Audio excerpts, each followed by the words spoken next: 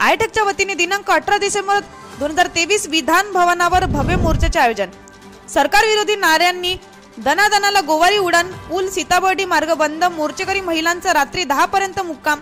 सीताबर्डी परिसर Morris T point ते variety चौकापर्यंत मोर्चेकरी राज्यातील हजारो संघटित व असंघटित कामगारांनी विधिमंडळावर धडक दिली।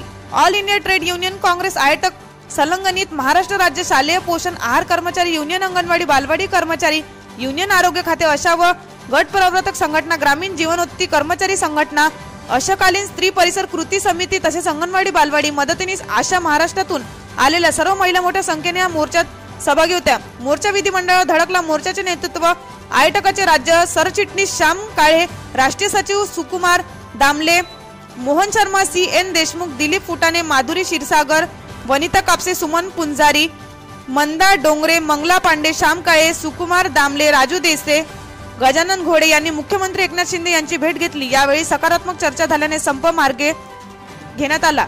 ABS न्यूज साठी मनोहर शेख, वर्धा, नागपूर।